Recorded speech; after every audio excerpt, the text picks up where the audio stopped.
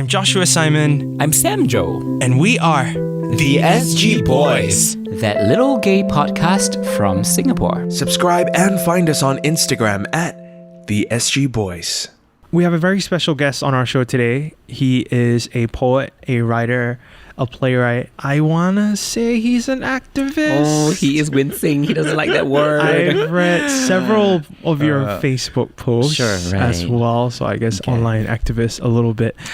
With us right now is... Alfian Saad in the house. Yay. Finally. Oh my gosh. We've actually had you on our list of like must-have people on the show, Alfian Saad. Glad to finally be here, guys. Yeah, you were at the top of our list and then, you just kept getting pushed down because of scheduling issues. No, I mean... Scheduling, because you've been busy. We definitely have to get to the most important question, which is, who is Alfian Saad, according to you? Okay, gosh. Joshua kind of covered it well. I've been a resident playwright with Wild Rice for 18 years already by now. So, but this is like beyond the public, right? This is like you want to like peel off the facades. Yes. And, like, find the rotting core. or like, or the pearl within the oyster. Like, I see another way to look at it. Yeah. Yeah, actually, really, like, who is Alfian behind closed doors? Yeah, like, who is like Alfie? Is there like a nickname that you have? No.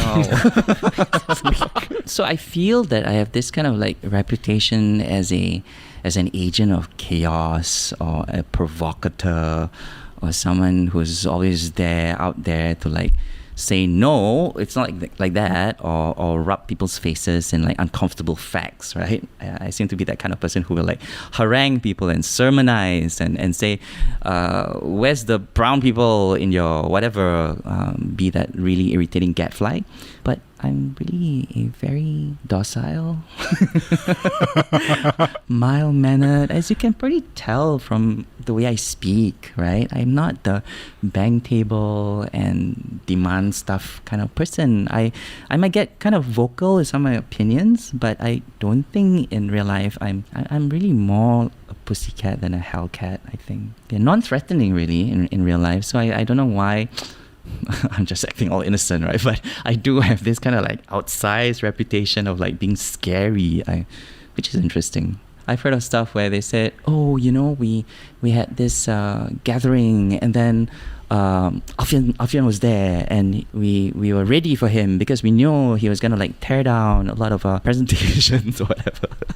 It seems as if like, what do you think I am? Like, I make this a full-time thing to turn up at forums and ask like difficult, uncomfortable questions and put you in a spot or something. I'm not that kind of pugnacious individual. If I disagree with something, I will voice it out. Yeah, and I think exactly that is the reason why I think that has been the perception of you. I think since, was it 1998 when you published your first verse? One Fierce Hour, yeah. One Fierce Hour. Yes. Right? I think there was a very controversial poem in there.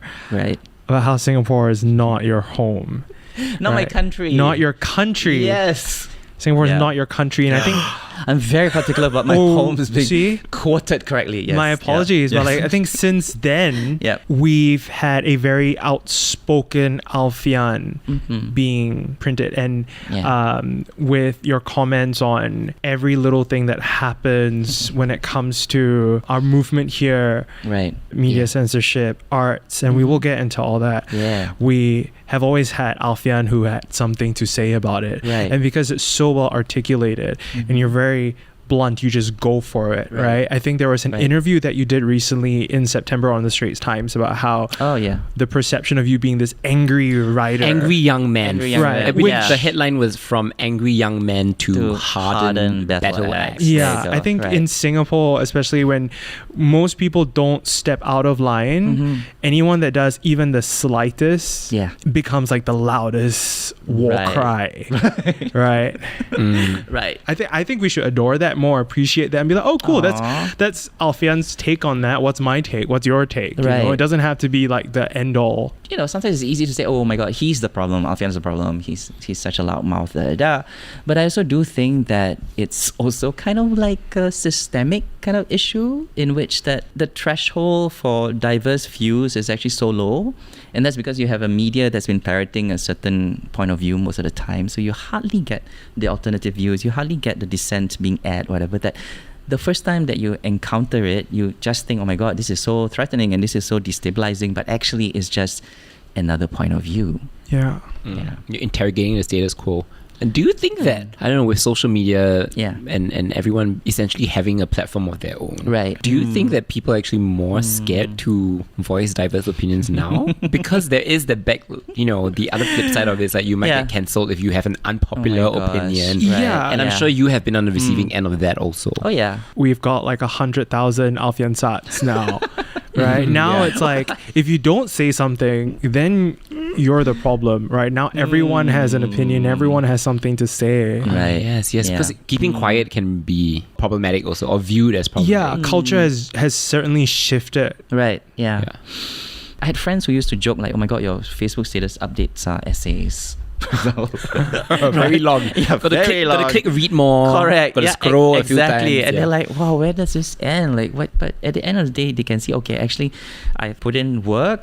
This is kind of stuff that's been germinating in my head for quite a long time. I'm set with the issue for a while, and then decided to construct an argument about it, right? So maybe sometimes we need to look at making distinctions between a simple, say, call out and say something else. I do think there are times when, is it possible to kind of like engage with the issue rather than just do an ad hominem, this person said this and it's not okay to say this word, and then immediately go into trying to ostracize or stigmatize or deplatform this person. And then you go through that whole like rinse and repeat cycle where the person is supposed to proffer a certain apology, and then if the apology is not written properly, and then so it can be so exhausting. No? I want to get into that because I find myself writing.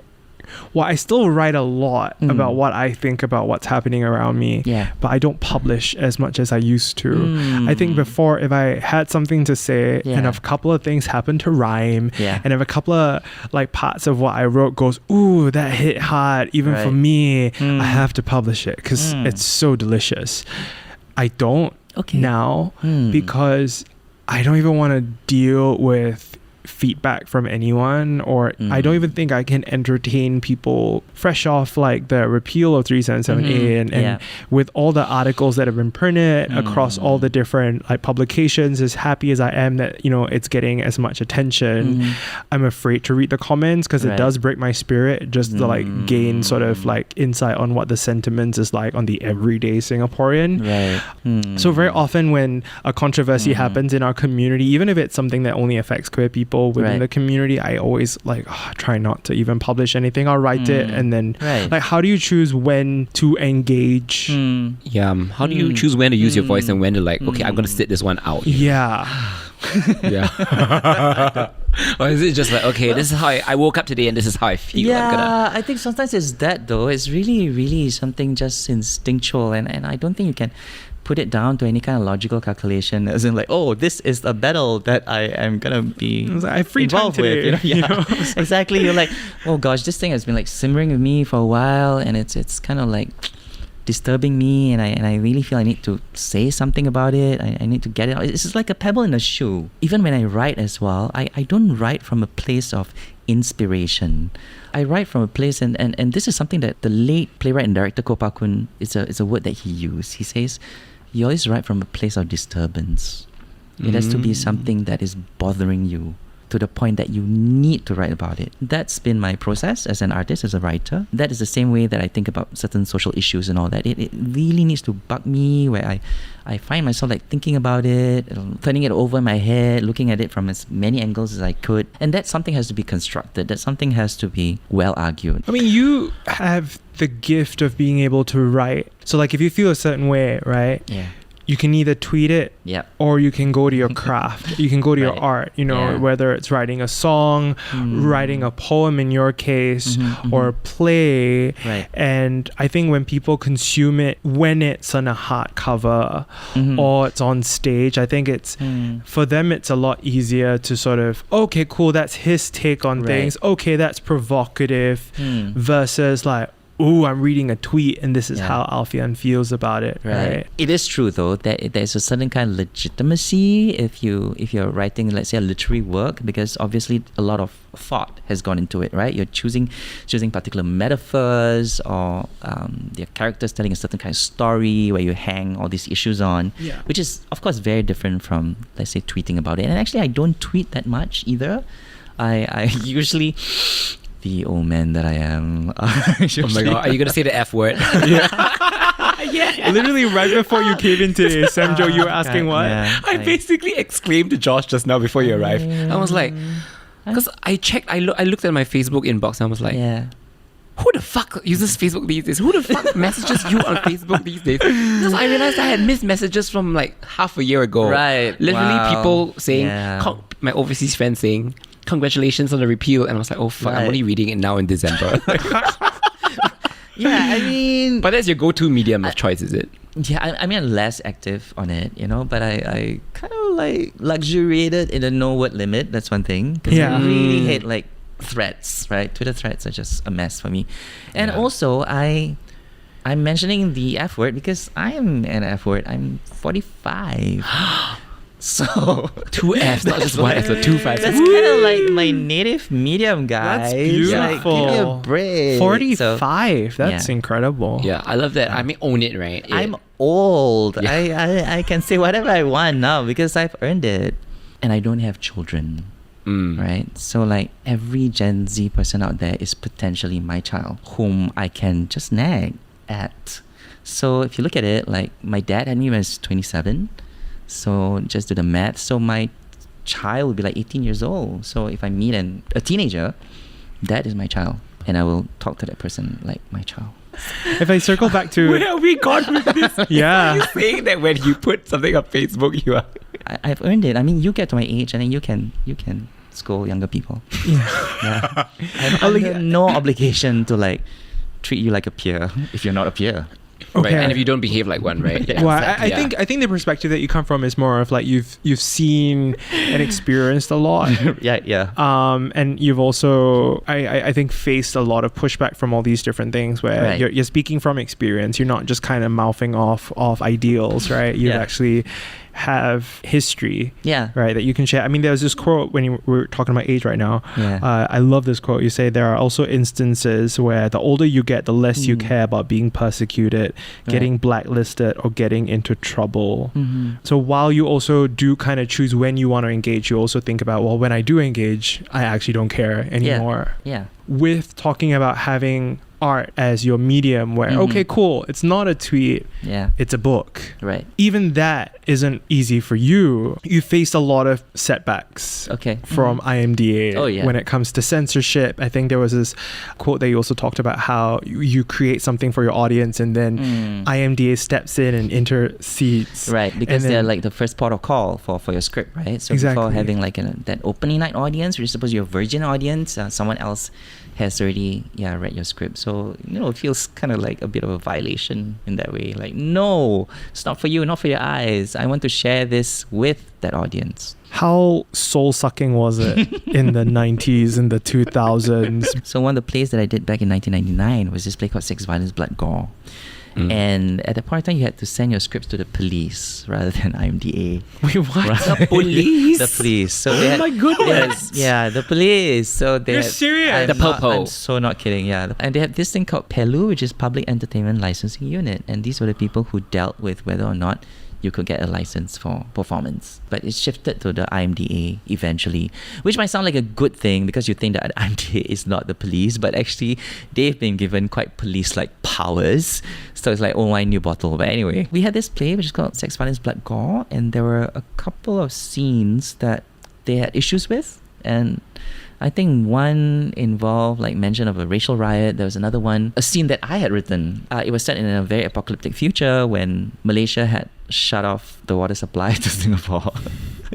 And so the country had to send all these people out to source other sources of water. So they sent out some people who went to the North Pole to drag back icebergs. So it's just nonsensical to Singapore as alternative sources of water. So they had a problem with it because they felt that, this might affect bilateral relations in Malaysia. I don't know. This was pre-new water lah. Pre-new water. Absolutely. Yeah. Okay. Before we started turning our shit Pre-new water, before new water water went bust as well. So 2.5 scenes we could not stage, and they only told us this like either the day before performance or 2 days, like very, very close to the show. And I think probably the intention to shut the show down, right? Because like if you think about these scenes, I mean, what's left? The play. Yeah. But actually, because the play's structure was this kind of like episodic structure where one scene, and those scenes didn't necessarily have anything to do with one another.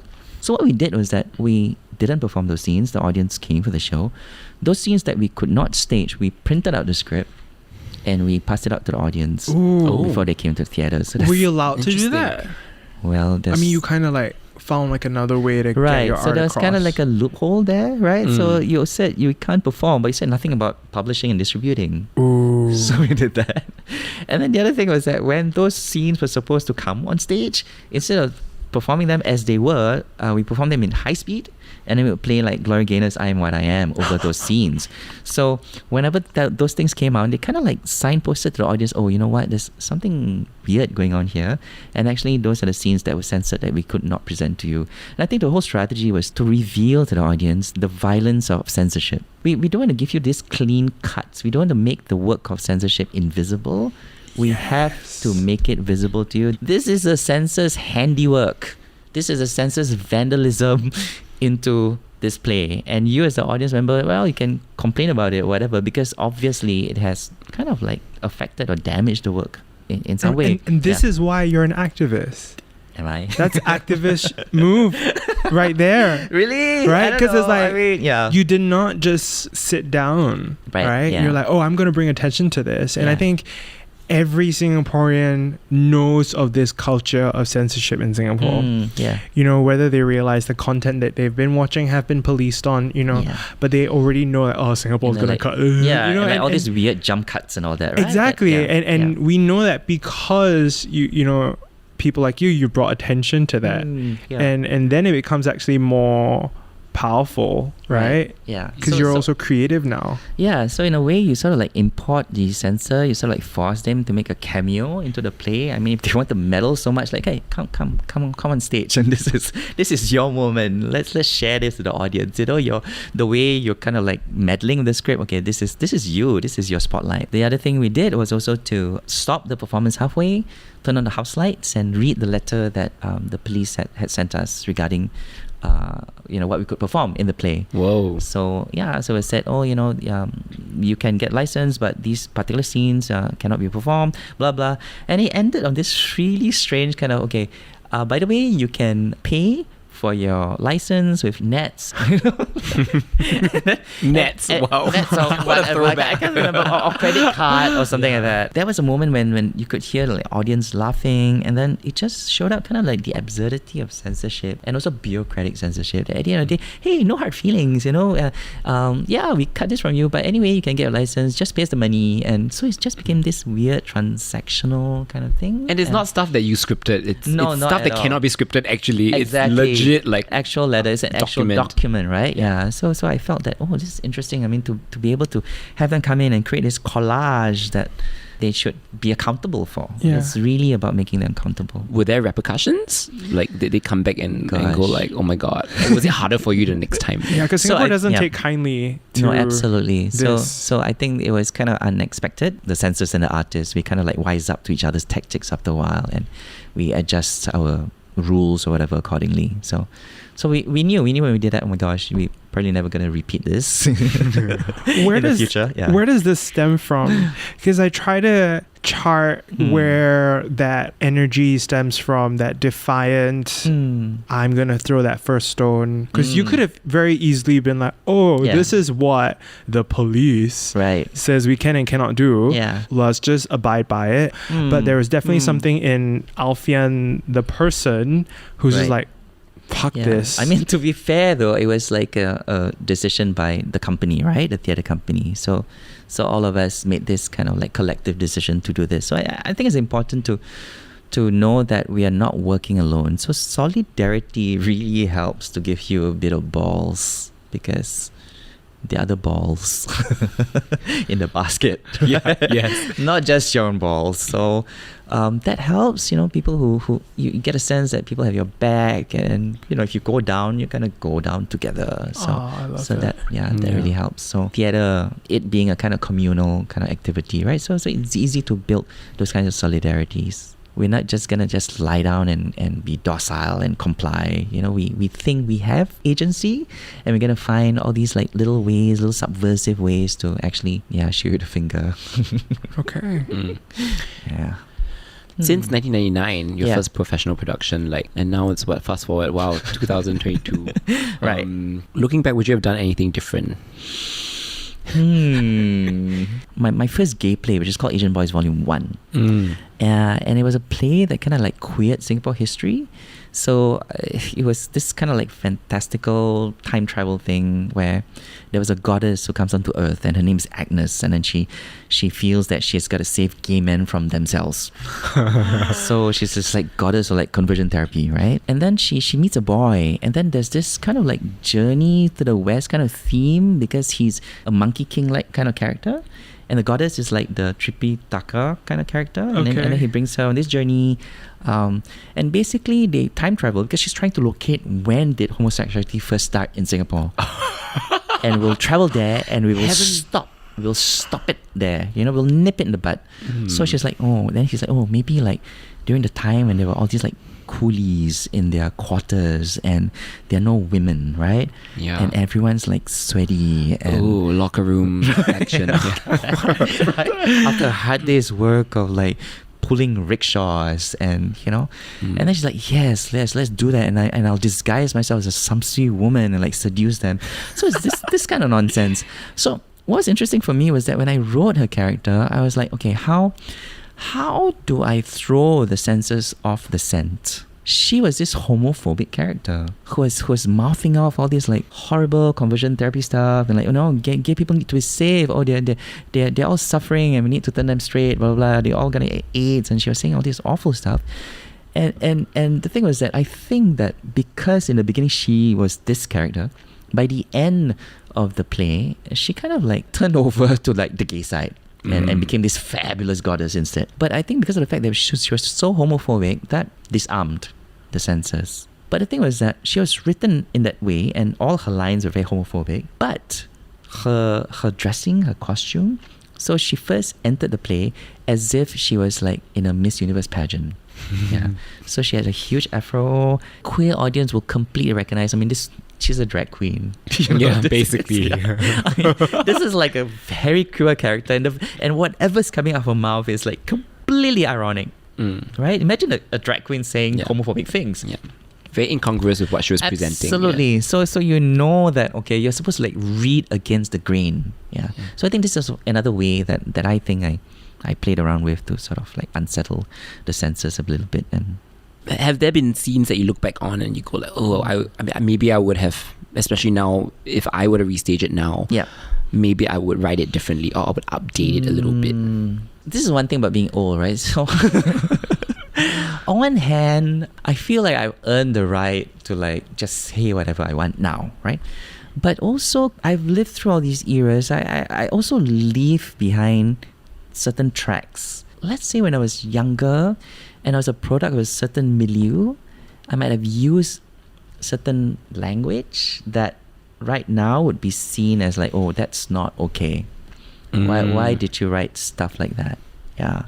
It's a little bit like the old tweet, right? Except in my case, I think there's things here and there in some of my old plays where I look back and like, maybe that's not quite kosher, in today's climate.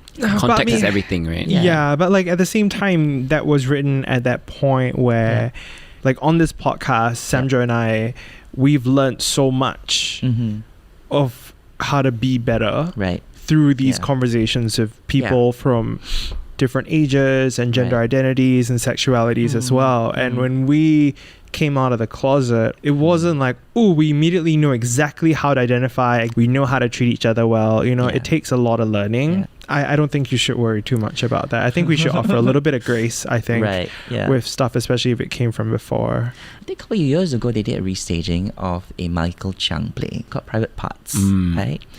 When it first came out, I think 92 or 93, it was really hailed as quite a seminal work. Kind of shifted the conversation when it came to the trans community. He's trying to humanize trans people who, at that point of time, I think were just grossly caricatured, etc. So you fast forward a few years, and of course it becomes dated. And then I remember there was a trans reviewer who wrote for Rise Media. Yeah, she just trashed the play. This trans writer said that the play was actually transphobic. Yeah, and I find this interesting because, you know, I obviously respect this person's subjectivity as a trans individual. This person would know, yeah, right? Has got a lived experience of being trans. Yep. But, you know, the review hinged on this particular line in the play. So there was a character who introduced a trans man and said, oh, you know, this person, blah, blah, blah. And this person is now living life as a man. Right? And this trans critic pounced on that particular phrasing and said, what do you mean living life as a man? Are you saying that trans men, they're not real men? They're just like performing maleness or something like that? Right? And for me, like, I'm not sure whether that's a kind of bad faith reading of that line, because it's not saying this person is now pretending to be a man, this person is now living life in disguise as a man. It's living life as a man. I think there's still kind of room for how you might interpret it. You can interpret it in a very kind of paranoid way, but you can also interpret it in a more generous way and feel that maybe he means being a man, right? Essentially, and living your best life possible as a man, as who you are. That's right. Yeah. And that man is not sort of like external to your identity. It is your identity, right? Trans discourse has evolved so fast, right? So in the sense that there was a point in time when people very casually just say sex change, and then we know, actually it's gender reassignment, right? And then that is also not adequate, and then it's like, actually it's gender confirmation, right? So kind of like keeping up with all these things, I think not everyone is going to be so on the ball, and some people might have kind of like missed that bus a little bit. Yeah. But I think it's possible to approach this in good faith and like, okay, maybe you're not completely updated, or that was the language during that time. And I think for me, the most important thing is to also recognize that this isn't necessarily what Michael Chung himself is saying in the play. This is coming up from a character's mouth. And if the character is making those mistakes, then it's a comment on this particular character who might be ignorant or whatever. So when you write a character saying certain things, you're not necessarily endorsing it. Yeah, it's like what Agnes said. Yeah, exactly. Homophobic Agnes. Right? That's not what I will feel about gay people. I'm just thinking like... Yeah, Agnes is not Alfian, and I do think some gay people should should what? Need an intervention. Let's talk about that. Not from that. Being gay, but just need an intervention, right? Because you're like messy and chaotic. Yeah, but Well, now moving need to be saved from themselves. Is what I mean. And, right. Thinking of some of our mutual friends that we always see at I the don't know. I'm kidding. Not kidding. Well, now moving to where we are right now, with the repeal of 377A. Oh yes, yeah. Especially with your generation of activists and trailblazers who put their foot down. Right. This is especially pivotal for you, because it's been, like what you said, right? It wasn't just you who put your foot down, it was people around you as well. Absolutely. What has it meant for you? I think for a long time that was seen as the goal. That was going to be seen as some kind of like high watermark of the activism. It was kind of like approaching that moment. But I really have to say that then when that moment arrived, it felt like a ruined orgasm. Did it not feel like that? A ruined orgasm. A ruined orgasm. Like, is that's an edging term, right? Yes. Okay. But for our listeners, and perhaps Okay, Josh, who may not be aware. You said edging first, so I'm gonna I went there. Explain yes. it. I want you to explain it. No, I want to hear you gloss it. You're our extra special guest. Okay, I intuitively understand it, but in terms of like putting it into words, I'm gonna enlist the help of Google. Let's do that. Wait, what are we Googling? We are Googling ruined orgasm. Why did the repeal of 377A feel like a ruined orgasm? Okay, so for those of y'all who don't know, which is perfectly valid, safe search is off. Yes, correct. Should I go with Cosmopolitan or what? What is like which source should I go? I don't know. Gosh. I mean, just read the first one. There's Healthline. Okay, Healthline is the first one. That sounds legit. Yeah. What exactly is a ruin orgasm? Enlighten us, please. Yep. A ruin orgasm is when an individual is taken to peak sexual intensity and on the way to an orgasm, but at the last moment, it's ruined.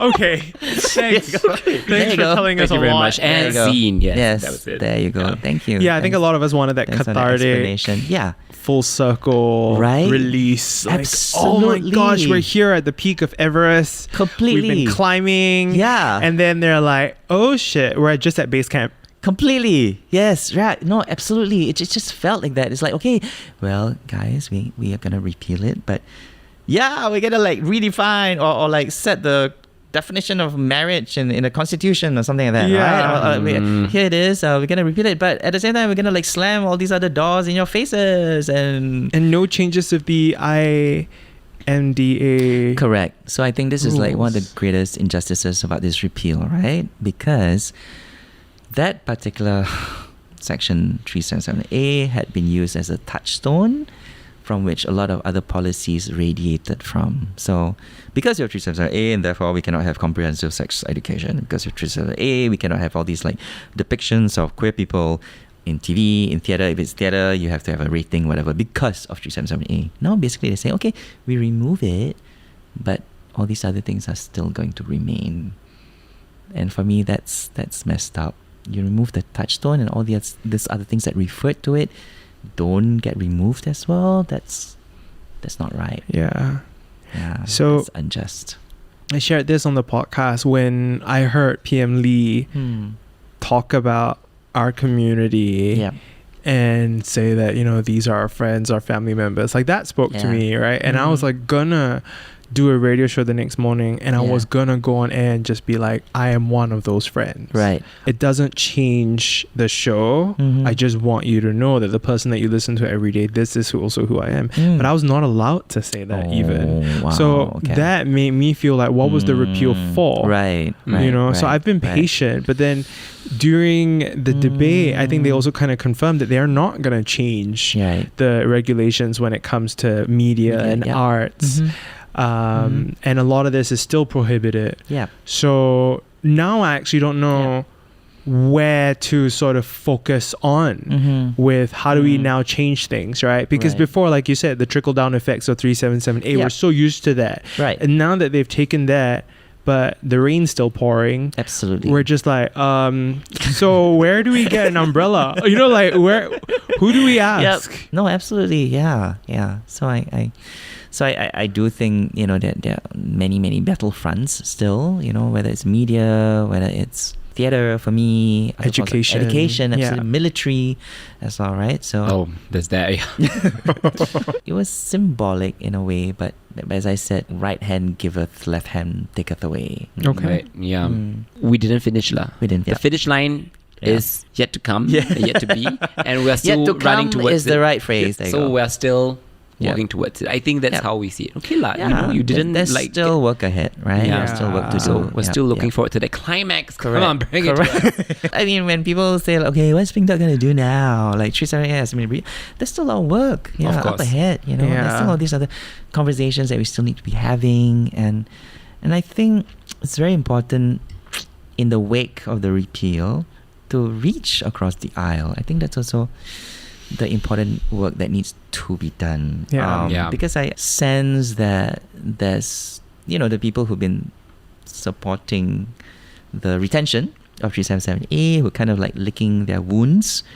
And this is why the government has been so eager to try to like appease them, kind of like placate them, right? And I feel like, wait, why are you licking your wounds? Like, What wounds though? Yeah, exactly, What right? wounds? Exactly. Like, why do you feel that this is a defeat for you? Why do you feel like you've lost? Like, what have you lost? Yeah. What exactly have you lost? Yeah, exactly. So I think that conversation needs to happen.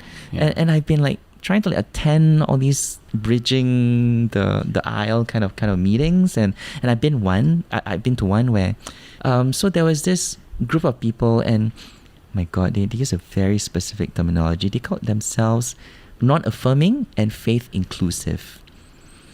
Okay. Which is kind of like their way of saying, please don't call us religious homophobes. We're non-affirming faith inclusive people. Okay, but okay, whatever, right? Like self-determination, just choose whatever you want to call yourselves. But the battleground is gonna be in semantics, though. It's about how we are defining certain things, right? It's about and whether we actually have a shared set of references. Because if you understand something really quite differently from me, and actually because of the language you use, it's already created a certain paradigm, a certain framework about understanding these things, it's going to be difficult to dialogue. So we need to have a shared understanding of certain terms. So I'll give you an example. So there was this one woman. She claimed that, she was a lesbian activist, she was married, whatever, and then one day she had a voice, a divine kind of calling, and she decided, actually, no, I'm gonna like devote myself to God from now on and leave homosexuality behind. And she described herself as an overcomer. Yeah. Well, I so heard that side. Again with the coming, right? Yes. But okay. Right. Would you care to define that for us now? Yeah. So overcoming versus barely coming. I don't know which is worse, but right. Yeah. And I found that so interesting because I felt like going up to her and say, hey, number one, you're a lesbian. Sorry. You didn't actually say you thought this. I have a lot of lesbian friends. Okay. I have so many, and I'm totally cool with it. The fact that, they were lesbian once and then now they are like married and they have kids, whatever. And this is like a term of affection actually that we have for them. I've never heard of that term. No. I've never also. No. Yeah. Is it offensive? Are we going into like fag hack territory now? Maybe, but we had a whole fag hack episode also. See, we need to, every time we say, then maybe we should add a trigger warning. No, but like, it's fine. This is the first time we're hearing about this. Like, we're it's all in context, okay? Yeah, so it's really like affectionate. Oh, yeah. So anyway, so overcomer, and I really felt like coming up to her and say, hey, sis, I'm an overcomer too. I overcame bullying, sexual racism, internalized homophobia to become this person that I am. I mean, I'm not comfortable with the way you've kind of like appropriated that word too. So that's one term they use. It's really interesting. Another term that they tend to use a lot is SSA. Same-sex attraction. Absolutely. Right? Yeah. And now it's become... Let me find my eyes because they wrote really far back. Okay, found them.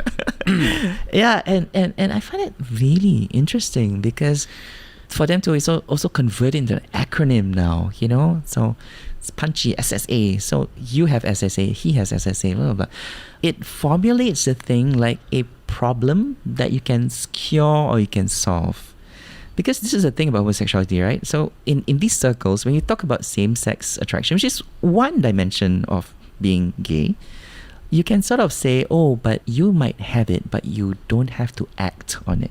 Yeah. This is kind of the prescription, right? You can overcome it, to use her phrase, her word.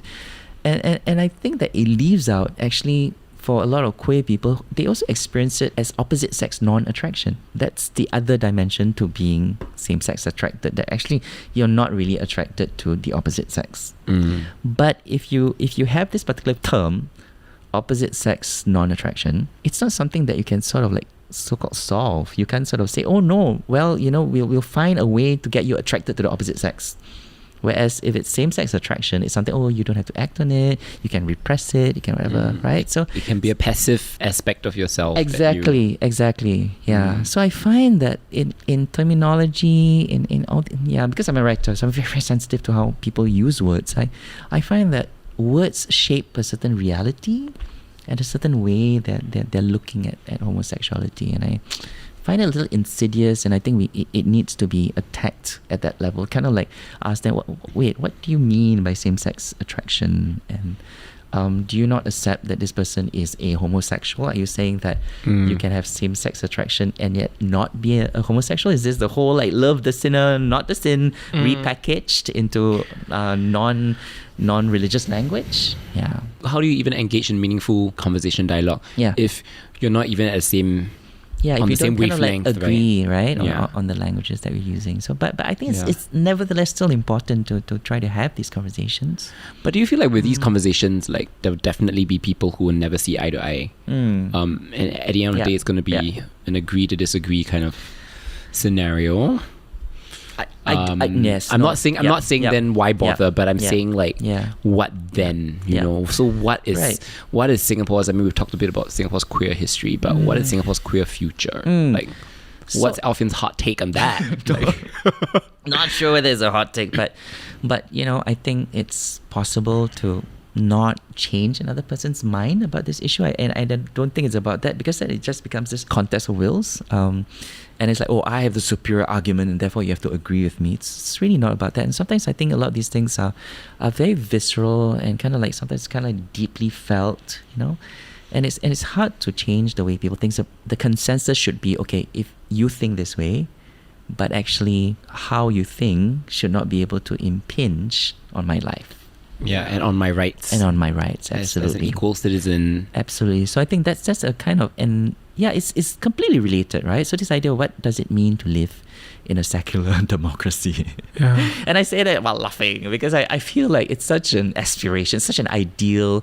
You know, we kind of like mention it here and there in our pledge, for example, right? To build a democratic society. But what does it mean? And I feel like in Singapore, there's very little political education where actually democracy is not equal to majoritarianism. That's like electoral democracy. Oof. Right? There's liberal democracy, which is that you also have to ensure that the rights of the most vulnerable minorities are also protected. There was all these like political machinations where they wanted repeal to be put to a vote in parliament because they were scared of the courts exercising a certain power that could potentially kind of act as a check to either parliament or the executive. Yeah, so you know, so again, political education, right? They have three branches of government. They should be acting as like separation of powers, checks and balances on one another, right? So I think this whole like, oh, let's put it to a vote, but it really should not have been put to a majority vote, right? And actually, the PAP had to impose the party whip to ensure that everyone was voting the same way. Yeah. So I thought that was like, oh, we don't want to kind of like set a precedent for the power of the court. But actually for me, my God, I would rather have this thing argued in court because I don't think anyone is going to say, oh, I have gay friends. and you know, I really like them, but right? Yeah. I don't think like a learned judge is going to, I mean, it's going to be quite intellectual and sophisticated. Yeah. Really, I wished we had that kind of airing. My issue has been when someone punches my face, we're quick to put the Band-Aid on the fist rather than like, hey, what about the community that's been hurt all this time? And there's been very little talk about with this whole repeal, this whole like very little is about the community itself. Very little is about what we're going to do to heal this community that we have just acknowledged. No, absolutely. That we've hurt and we've not actually talked about them properly. That acknowledgement didn't go far enough. Right? Exactly. So that's like the head scratcher for me. And which is a ruined orgasm lah. I mean, it could have been this apology. It could have been like, gosh, you know, this law was a mistake. It was, and so many people had been hurt during this process. And there was a part of me which was like, my gosh, you know, if only we could reach out to one of those 12 people who were nabbed in that anti-gay raid operation in Tanjung Ru back in 1993, who had their lives destroyed because their faces and their names and occupations, whatever, were published in the newspapers as a result of this like entrapment exercise. Right? Where are the reparations? Lives had been destroyed. Right? And all these people who, let's say when the civil service, teachers and people in the military discharged, dismissed, whatever. I mean, you owe them for so long. For what, actually? You know, for what? Like who needs to hear this, right? Like all the questions that we've just raised. Right, yeah. Who is that for? Yeah. Who is listening to these questions, right? And then we also now have to go with, okay, great. Now all that's in us. Now how do we become optimistic for tomorrow? Right. How do we wake up tomorrow? How do we what do we fight for? I mean, that's it though. I mean, I'm coming from a very specific, I suppose, perspective. As someone who has been following this kind of closely, has got a lot of guys, I'm really kind of shy about like owning the activist label because I feel that I've not put in as much work as like actual activists out there, right? So I just want to put this out that I feel that yes, I think as artists we are part of this whole activist ecosystem, and we are probably very good at the raising awareness part, but when it comes to like organizing, mobilizing, we're probably not so good at that. Going around and getting actual petitions, whatever. But we can do a campaign video. We can Yes, you can. Yeah. So I'm just saying that to sort of like just be modest about claiming the activist mantle for myself, because I've seen a lot of other activists who've been in the trenches. Anyway, I must say I come from always this kind of like dissent/critical perspective, but I also don't want to discount the possibility that because 377A has been repealed, it's made it maybe easier for some people to come out, maybe. Yeah. Right? To maybe their I believe colleagues or even their parents, where maybe the parent just would shut down arguments by saying, oh, this is a crime, you're going to go to jail, blah, blah. But now that it's no longer, would these people who initially found it difficult to understand, would they suddenly see, oh, actually, maybe society has changed, or maybe, the authorities have taken a different view and I shouldn't fear for my child so much, right? So, that is the shared hope that we have. Yeah. Right? That we can now, compared to before, do this podcast, and we've had a pretty solid run so far, and we've had people come on without a lot of reservations. Right. They take a lot of pride with their stories, even if they take us through some really dark places. They're brave enough to go there, and we've got listeners who are very respectful of these stories, and seats are being filled in these theaters. People want to know more. People are asking questions. Even with sort of the news reports I may not have been able to come out, but I think having sort of that news bulletin announce 377A, like someone must have been in the car, who listened in the back seat in their parents' car, and they know exactly what this is. They know it's not just about sex. For gay men. And this is a huge feat for them to even have that word be said on broadcast in the car for them. That's already huge, even the debate itself, just watching everyone be a little bit intimidated with choosing the right words to say and dancing around, just watching them sweat a little bit made us feel like, okay, cool. I think we got this, So it is. I mean, it's a long way since 2007, right? When this thing was first broached in Parliament. When I think even the word homosexual is mentioned. I mean, so how long ago was that? 15 years ago. 15. And that was the time when that woman. Tio Lian, right? Oh, right. I mean, what a shit show that was, your right? ex-BFF. My ex-BFF. Are we gonna go there? Because you got a lot of history with her. Oh my god! You know what? We don't have to. If you so my don't friends and I you were want joking, some water right? Because before you talk. Yeah, I give you a straw. Okay. Well. Yeah, I give you a straw. Yeah. Oh my god. Do you really want to go there though? Because if you want to, I'm very nose barred.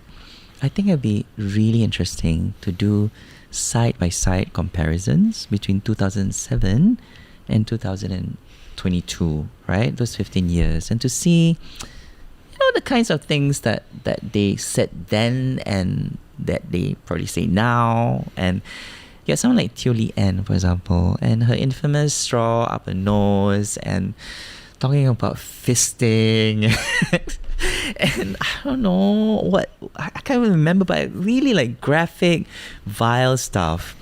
And then her speech was greeted with this tremendous thumping on the parliament benches. All these here. Yeah, we just showed you, my God, the sheer violence of that homophobia, right? And I guess it's different 15 years later. That said though, the same reasons that they gave for repealing it, they could have given in 2007. Yep. Yeah, I'm like, so actually, what really changed over those years? Like, well, I don't understand that bit. Or is it that you felt that you needed 15 years for people to accept, right? The whole idea of like the rights of the minority should never be subject to the decision making of the majority. And that's right? clear to you. Yeah. It's not clear to them. Right. You'll break your spirit if you try to understand why they think that way, or why they took so long, or why they say this but then do this, right. you know? And I think, like, if you don't have the capacity to even try to like analyze why people are that way, I think kind of just let it be.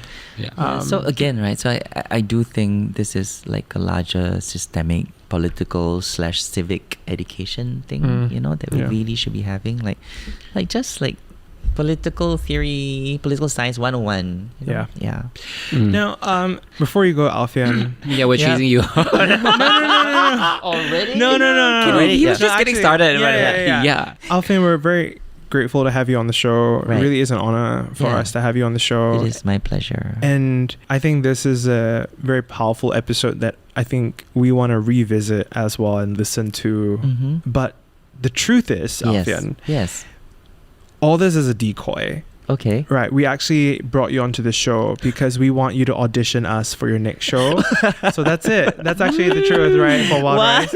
So actually, Samjo is now Jojo Sam Claire, also a drag queen. This is also a surprise to me, by the way. Wow. I did not see this coming. You know, okay. We both have acting talent, don't we, Samjo? We both have what? Look at, he's doing Shocked right now, Samjo. Yeah. What are you talking about? See, he's got range. I've seen Samjo. He's got range. Oh, by the way, he has seen me act, by the way.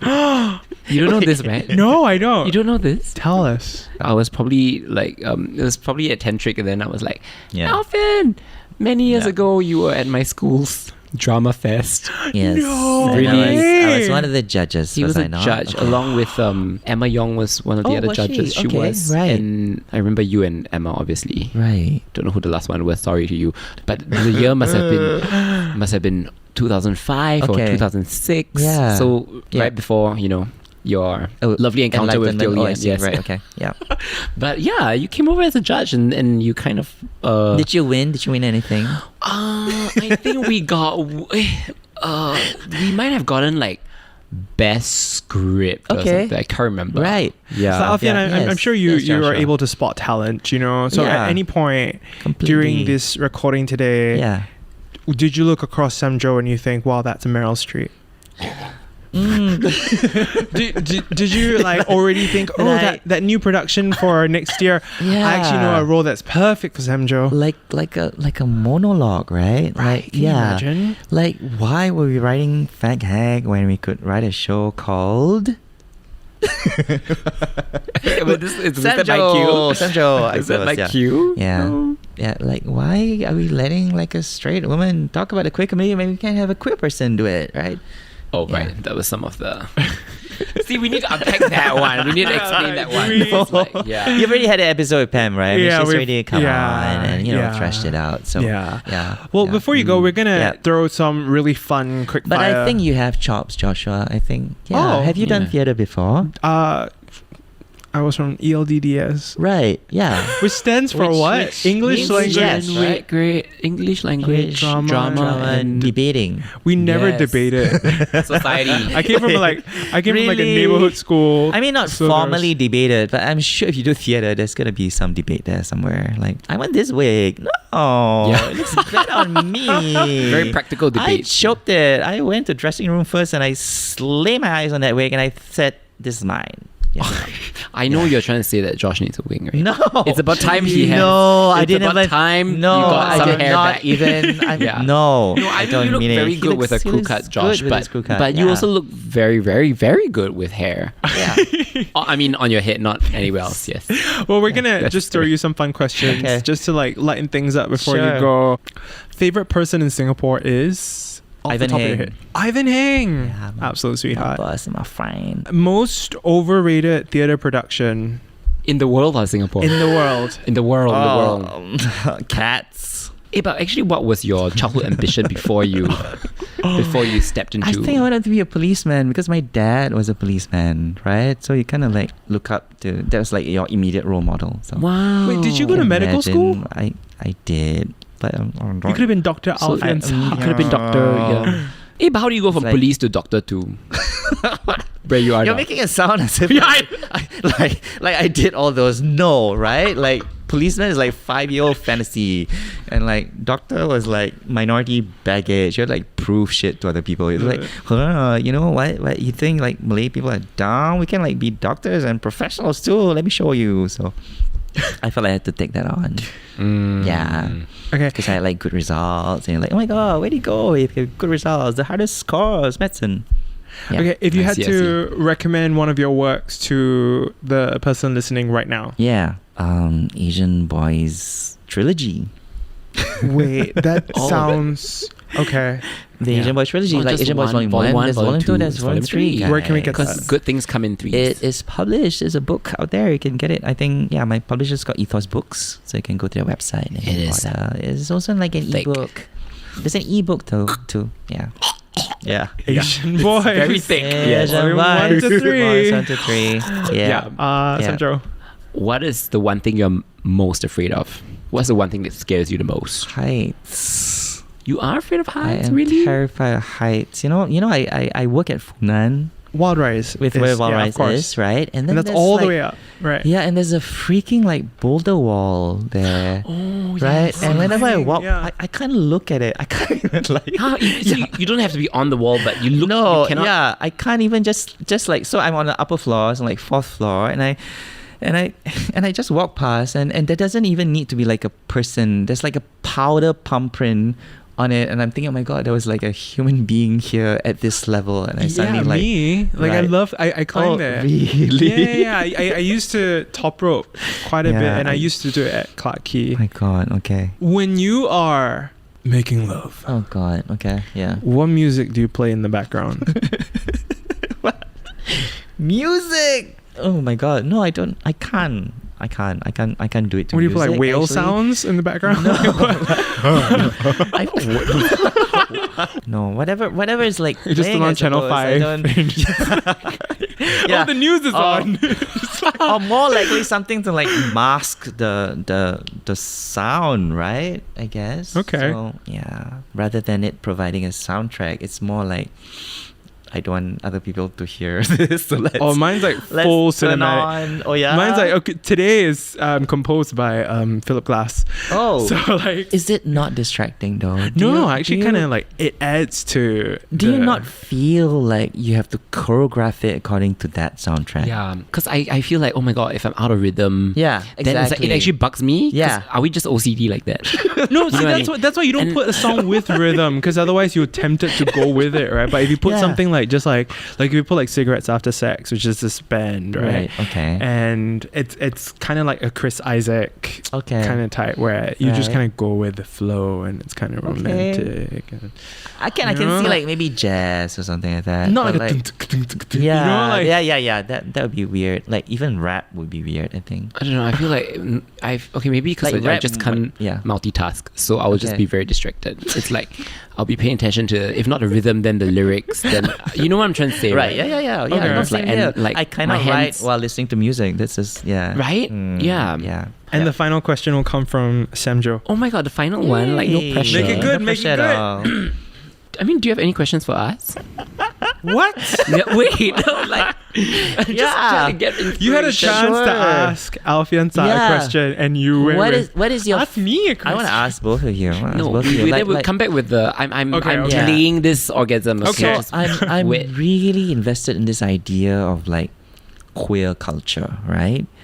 And when I say that, I'm kind of like specifically talking about like local queer culture and local queer cultural products. So I want to ask the both of you, what is your favorite local queer cultural product? As in like a book or like a play or film or song? I have an answer. Okay. Oh my god, it's not your turn to test how cultured we are. No, it's my whole like decolonial thing, right? Okay. Like let's kind of like look a bit more inwards and appreciate the fact that we do have our own kind of Okay, culture. I have my answer actually. Okay. It's a bit of a cheeky answer, but Sure. Josh, please go first. Okay, Yeah. the first thing that comes to mind is a really unfortunate situation because I think it's one of the best films I've ever seen come out of Right. Singapore. Okay. But it actually has come out of Singapore. That's the Yeah. only way it's found its audience. Right. It's a film directed by Ken, Pam's wife. Right. Right. So a couple of my songs are in the film. Oh. You just said Pam's wife. but hey, Pam's husband Ken, I'm sorry. Wow. Okay. Pam's husband labels, Yeah. like, you know, I don't care for that. Like, Yes. And Who cares? Yeah. It is phenomenal work. It hits hard. It's brilliant. Yeah. Unfortunately, the film is banned, last I heard, in Singapore. Right. And it's found its audience through film festivals overseas. Okay. And it really bums me out that you and I can't just buy a ticket now to go see it. Right. Right. So, but I think it also says something when like my favorite queer product thing that Yep. you're asking me is something that's not even available to public. Aww. Yeah. So it's the Right. film Look at Me, right? Hashtag Yeah. Look at Me. Yeah. By Ken Kwek. Yeah. What about you, Sandra? oh, okay. So actually, as Josh was answering that, I came up with two answers. Great. Yeah. Let's hear them both. My first answer is a bit Yeah. cheeky, but I feel like it could be considered a product, Okay. and we are all technically products of this product, Okay. and that is like national service. Like, Wow. don't you think it's inherently? I mean, like, hear me out. Yeah. Hear me out. Sure. Some people may not necessarily look at it and like think of it as like queer per se, but don't you think, like, you know, throwing a bunch of guys, like you said just now, all the coolies into Oh yeah. one living situation, you know, same living Yeah. quarters and everything. Right. There's something inherently queer about that. I'm not saying that everyone who goes through national service is queer or Right. like has queer intentions or whatever it is, or leads a Right. queer lifestyle, as Yeah. some people might say. But Yeah. I do think there's a lot to unpack there. I think so. And I think so. for some people like me, we had this episode also earlier where we talked about national service, and I was Yeah. lucky enough as Yes. a gay guy to have, you know, a very positive experience with national service. But I great. know that's not Yeah. the case for a lot of you know, my first gay and queer sex was friends. in the army. There you go, enough said. Right? So yeah, I hear you. Yeah, I hear you. and I think that it's something very. I did it in the bunk bed under the mosquito net. Yeah. Right, because that's the last thing you need. You know, mosquitoes biting you. This is one layer blanket and another It's mosquito very net. thoughtful of you. You could have Yeah. gotten caught. You know, Yeah. back then 3778 was real. Right. But then mosquitoes. Yeah, absolutely. Yeah. So I think, I have something to thank the mosquitoes for like giving us that extra layer of protection. And your second answer. But I will Yeah. say, can I finish my first answer first? Sure, I mean, sure. I didn't want it to be just like a ha-ha thing moment, Yeah. but I really mean it because, well, for me, my experience was positive. So that's Okay. one. Yeah. And I think it's a shame that it's not the same for a lot of people. And I think that if, you know, for such a powerful organization that it is, and it's almost like a rite of passage, right, for, as they say, quote unquote, every Singaporean son. Yeah. If they can make that a truly positive experience for everyone, regardless of Right. how they identify, you know, Okay. there's so much potential there. Right. And I don't just mean like, you know, sexual awakening or whatever. I do think it's like, you know, how do you make someone feel valued? Yeah. You know, even if they're not straight acting, for instance. Right. How do you make someone feel you know, there's a lot of like coded queerness Right. in the army. Like, you know, I remember in my camp also there was a sergeant who was very well respected, but it was so obvious that he was gay, for instance, right? Like, you know, he would go gay clubbing and everything on the weekends. But No, that's interesting. then I think- Monday to Friday, like all the other straight people would be like listening to him, taking orders from Correct. him. I mean, they're in you a know? position of authority, or you know, they're like super fit or something like that. It's sort of like, kind of like revises what people stereotypes of like queer people are, right? Yeah. Interesting take. Okay, so that was part one. Oh, that's because you do a very long two. Part two, I would say, you know, you may or may not have noticed I'm kind of a nightlife kind of guy. Yeah. So I do think that, you know, nightlife scene in Singapore has, especially the queer nightlife scene, has really blossomed. Right. Okay. At least for me in the past few years. I know it's there have been a few steps taken back and everything, what with certain establishments closing down and certain parties being shut down and stuff like that through the years. Right. But there's one party that I always look forward to, and I always feel like it truly celebrates. I was trying to explain the difference between this party and other parties to someone who's not from Singapore. Right. And he was like, Baby Boy, which is this party, is yes, it's a gay party, but it's also a queer party. And I do genuinely get that sense that, when you're there, it doesn't matter what your body type is. Right. It doesn't matter how you identify on the spectrum. You are celebrated for who you are, and it's all about good music, and the vibes are just very encouraging. Right. So I would say that that's one of my, favorite queer cultural products of Singapore, and it's still evolving in its own way. Right. And I look forward to it every day. I mean, not every day. That's also sad, but I look forward to it every time. Every month? Every month. Or so it comes around, Okay. No, I think that's great. Because, I make fun of Gen Zs all the time with their pearl necklaces and their septum rings and their trauma and everything. But I must say that... What's going on? Where is this going? Yeah. I'm an old person. But at the same time, I have to say that, in terms of like shifting into that spectrum of possibilities of what queerness could mean, that's something that has been very mind expanding, I feel.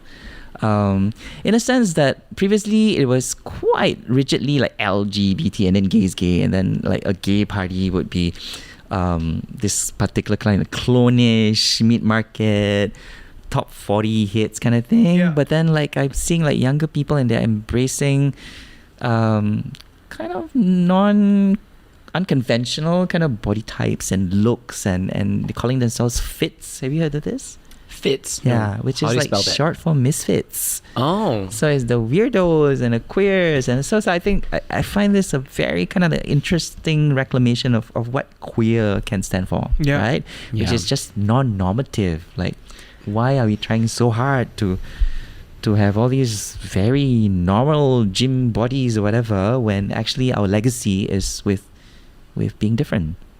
100%. Yeah, I think we have a lot to learn from the younger generation, because I do get a sense of that, especially on social media. It's very much like body positivity, not take things too seriously. I think when you look at sort of meme culture and TikTok and what they consider to be funny, it's very meta. Which is very meta to say, right?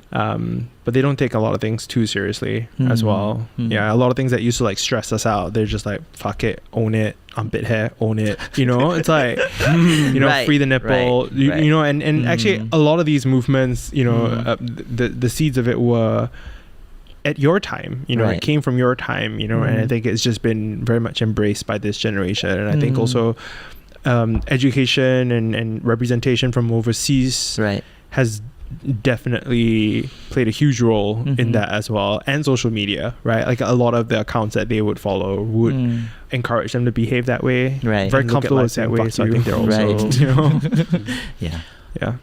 Oh, I have my finale question for Alfian. Oh yes, bring it on. So Alfian, you are, as by your own admission, you're 45 now. Yes. Yeah. What would you say to 5-year-old Alfian if you could go back in time and like visit him, like Angel Agnes? Like, what would you say to Alfian, the little boy? Yeah. Don't go medical school.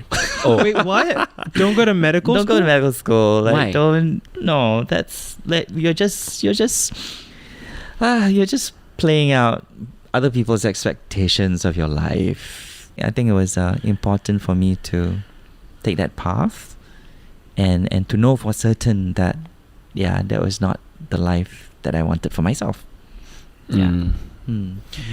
Thank you so much, Alfian, for joining us. Thank you so much, guys. Where can we find you if we would like to connect with you, and where can we catch some of your works as well? Your upcoming works. I know you have a very packed 2023 coming. Just join Facebook and then look for my name and add me. Okay, thank you, Kalua Baris. I'm kidding. I'm also on like IG. I'm just not on TikTok, but I think that's the best way, I suppose. Just find me on social media. What are your handles, lah? I'm actually quite friendly, I have to say this. You know, like people like reach out to me and like, hey, you wanna like go for coffee, you wanna hang, I wanna like tell you about my projects or something like that. I'm often very receptive to these things. Oh yeah, you did help my friend out with his project actually. Which one, huh? My dear friend from school, Cheng Chai. Right. Oh yes, that's right. He's based in California now. He's a really lovely, person, researcher, scholar person. But yeah, I feel I'm approachable. You're at Alfian Sat. Is that it? What is it? Alfian? Yes. Okay. Because Alfian doesn't know his own handles because he's just like a diva like that. So I'm a step in here as his makeshift PA publicist. You can find Alfian on all social media platforms, on most social media platforms except TikTok. That's right. Yes. And Snapchat. Yeah. Don't have okay. Well, as of this recording, you may end up being like B-Real? a TikToker. Are you on Who B-Real? knows? No, I'm not. Okay, you don't even know what that is, do you? I know. Okay, you know. And that's why I'm not there. Like, don't want to take a photo of You should myself start in an the loo. You should start an OnlyFans and just like read to us your works. Yeah. I'm sure. Yeah, she'll be like oversubscribed. I'll be like, Even Becca the Buzz has OnlyFans. Yeah. Oh yeah? Yeah, you don't know? I had no Why are you so idea. shocked? I had no idea. She announces it at all her shows. Okay. Oh, I She didn't know legit that. does. I thought that's okay. Right. Yeah. Apparently Wow. it's mostly makeup for now. Right. Okay. Until the demand shifts, I guess. Wow. But- okay, I should check it out. I should think should about it. check It's not it all out. sex. No, I wasn't even thinking that. Oh, you Was weren't? I? Okay. No, I know there are lots of like only Alfian's fans walking on mad contents. eggshells right now. No, there are lots of Hi, like. Becca. Oh yeah. Okay, but anyway, Alfian's handles ALFIANSAAT. Practically my name. Basically his name, yeah. And if you don't know how to spell his Yeah. name, just look at our episode description. And That's right. if you still cannot find it, like, well, then shame on you. I had so much fun, guys. What about his Yeah, works that I had upcoming? so much fun. Oh yeah. Upcoming, ask him about. Please, and you can just jump in. Sure. So, in this year for Wild Rise, we are restaging one of my plays, which is called Hotel. Woo! Yeah, and it was a play that was first premiered in the year 2015. It's a wonderful play. It looks at Singapore history over 100 years, and all the action takes place in a hotel room, and also my boyfriend acts in it. Well, you way to bury the lead. Anyway, so like, no, the boyfriend thing is just for me, but he's also a very good actor. So, yeah. Who's in it? Okay. My Other than your God, there are boyfriend, like 15 people or something. Pam Wee is in it. Ivan is in it as well. Gafir Akbar. Gosh, Ikai, like so many. Okay, cool. Muna is in it as well. Oh, fun. Siti Khalija. Oh my God, how could I forget her is in it? Yeah. All right. Yeah, star-studded cast, so don't miss it. Yeah, so that's one. And in August this year, I have a play which premiered last year, but we were staging it. It's called The Death of Singapore Theatre, as scripted by the Infocom Media Development Authority of Singapore. Will they be getting an invite? Well, they're gonna have to rate it. Totally. Yes. No. It's already been done last year, right? Cute. So we got advisory 16 for it. That's kind of them. Yeah. It's yeah. I'm super excited because the thing about live productions like that is that sometimes tickets sell out so quickly, Right, Or yes, that you of just course. can't make the date you're traveling or this whatever. one sold out very fast. Yeah. So that's granted, what yes, happened of with this one, and I couldn't make it this one. I couldn't make Hotel, so I Oh remember. right. Okay. Because Hotel is a commitment, isn't it? It's like a two-parter. It is. Yeah. You You have to set go for aside- part 1 and part 2 because it's a 4.5 hour long show. It's a 4.5 hour show. Divided into 2 parts. What are you, so it's James like, Cameron? It's like 2 hours and like 1.5 hours. It's a commitment, but I assure you, James Cameron. assure you. Alfian, thank you you. so much. You've been like such a joy to talk to, I as had always. so much fun here. I really had so much fun. Yeah. I'm Joshua Simon, I'm Sam Joe, and we are the SG Boys. that little gay podcast from Singapore. Subscribe and find us on Instagram at The SG Boys. The beliefs, views, and opinions expressed on this podcast are attributable to its hosts only and are not intended to malign any religion, ethnic group, organization, company, or individual.